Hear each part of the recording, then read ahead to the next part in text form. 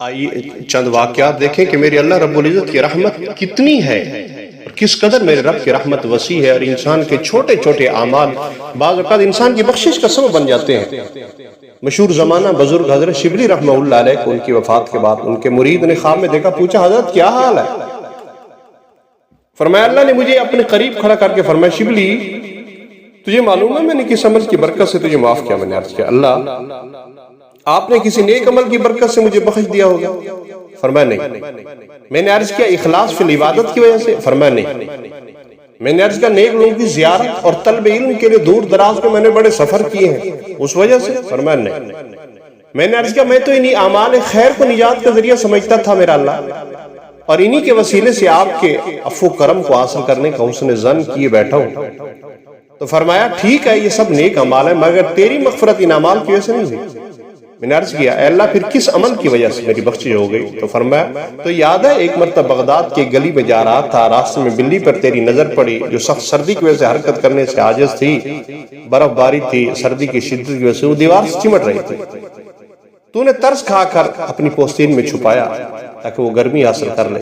میں نے عرض کیا ہاں میرے اللہ مجھے یاد ہے۔ تو اللہ نے فرمایا بس پھر شبلی اس بلی پر میری اس کمزور مخلوق پر رحمت و شفقت کرنے وجہ سے میں نے تجھ پر رحم کیا اور تجھے میں نے معاف کر دیا۔ حیات الحیوان میں علامہ دمیری رحمہ اللہ علیہ نے اس واقعہ کو بیان فرمایا۔ تو دیکھیں میری اللہ رب العزت کی رحمت صرف ایک عمل کی وجہ سے انسان کی بخشش کا ذریعہ ہو گیا۔ انسان اپنے آپ کو بظاہر یہ سمجھتا ہے کہ میرے شاید بڑے اعمال ہیں ان پہ انسان کو بھروسہ ہوتا ہے، لیکن بعض پر چھوٹا سا عمل اللہ کے مقبول ہوتا ہے۔ داؤد علیہ السلام کے زمانے میں ایک ظالم بادشاہ تھا، لوگوں نے داؤد علیہ السلام سے اس کے متعلق درخواست کی کہ اللہ کے نبی اس ظالم نے قتل کیا ہے، انصاف فرما دیجیے۔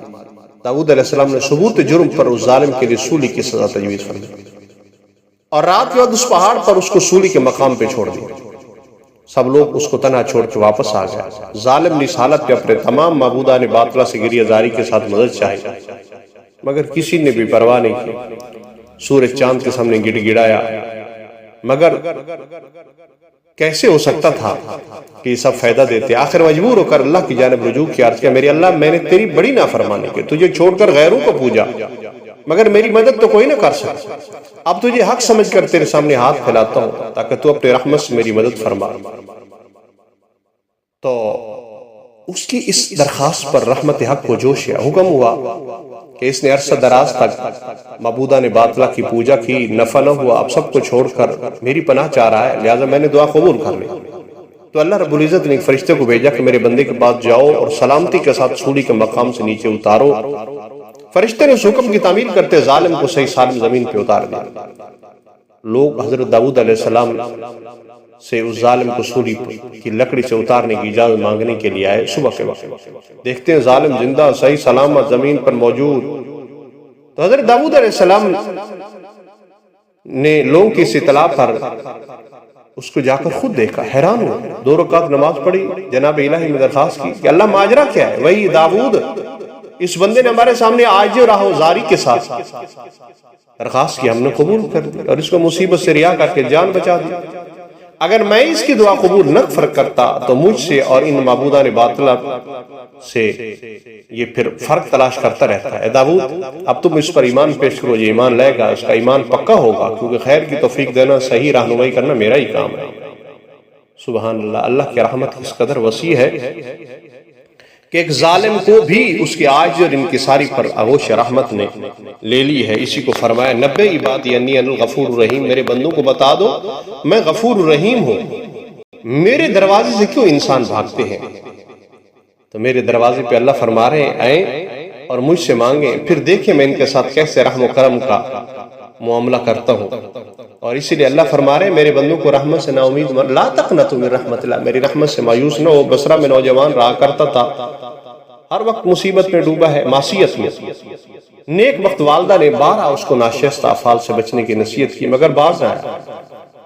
یہ عورت چونکہ نیک وقت تھی، حسن بصری رحمہ اللہ علیہ کے مجلس میں داخل ہوا کرتی تھی، ان کے نصح کا برابر بیٹے سے تذکرہ کرتی، لیکن جب نوجوان کی موت کا وقت قریب ہے تو عرض کیا میری مہربان ماں حسن بصری کو میرے پاس بلا لے تک مجھے توبہ کی تلقین کر دے، دعا کر دے۔ تو والدہ بھاگی بھاگی حاضر ہوئی۔ یہ ساری کیفیت بیان کی. تو نے فرمایا میں تو نہیں جاؤں گا اور نہ اس کے جنازے کی نماز پڑھوں گا. وہ ماں بیچاری روتی ہوئی واپس ہوئی اور مرنے والے نوجوان کو ان کے جواب سے مطلع کیا. نوجوان کو بڑی مایوسی ہوئی. مایوسی کے ساتھ اپنی ماں سے عرض کی جب میری روح بدن سے نکل جائے نا تو میری گردن میں ایک رسی باندھ کر گھر کے صحن میں منہ کے بل گھسیٹنا، اعلان کرنا یہ اس شخص کی سزا ہے جو اپنے آقا کی نافرمانی کرے، اور میری لاحق قبر گھر میں ہی بنا دینا، تاکہ جس طرح مجھ سے زندہ لوگ زندگی میں تکلیف اٹھاتے تھے مرنے کے بعد مجھ سے کوئی تکلیف نہ اٹھائے. روح پرواز کر گئی. ماں نے وسیع مصابق گلی میں رسی ڈالی، گھسیٹنے کا ارادہ کیا تھا کہ اچانک آواز آئی ارفقی، اے عورت خدا کے ولی کے ساتھ نرمی اور تلطف کا معاملہ کر، ارفقی بولی اللہ. یہ سن کر اس عورت نے میت کے گلے سے رسی نکالی، گھر میں دفن کر دیا. اچانک صبح کس نے دروازہ کھٹکھٹایا؟ عورت نے اندر سے دریافت کیا کون؟ جو ملا حسن. فرمایا میں نے خواب میں دیکھا ہے. اللہ رب العزت فرماتے ہیں اے حسن تو میرے بندے کو میری رحمت سے نا امید کرتا ہے، میرے بندے کے لیے رجوع کا دروازے کو بند کرنا چاہتا ہے. مجھے میں اپنی عزت و جلال کا سب میں نے اس نوجوان کو بخش دیا اور میں نے اس کو بڑے اعزاز اور اکرام کے ساتھ جنت میں داخل کر دیا. یہ میری اللہ کی کتنی کرم نوازی ہے. تو فرمایا لا تقنطوا من رحمت اللہ، میرے بندو میری رحمت سے مایوس مت ہونا، میری رحمت بڑی وسیع ہے، ہر کسی کو معاف کر دینے والی ذات میرے اللہ کریم کے. کتنے کتنے گناہگار تھے، کتنے کتنے بڑے تھے، رب کے دروازے پہ ساری بہاریں لوٹ آئیں، نا امیدوں کو امیدیں مل گئیں، اور جن کو سہارا نہیں تھا ان کو توبہ کے سبب اللہ نے سہارا عطا فرمایا. اور فرمایا الندم و توبہ، ندامت اختیار کر رہے ہیں یہی توبہ بن جائے گی، اور اللہ کے رحمت بے انتہا بخشش کا دروازہ کھل جائے گا.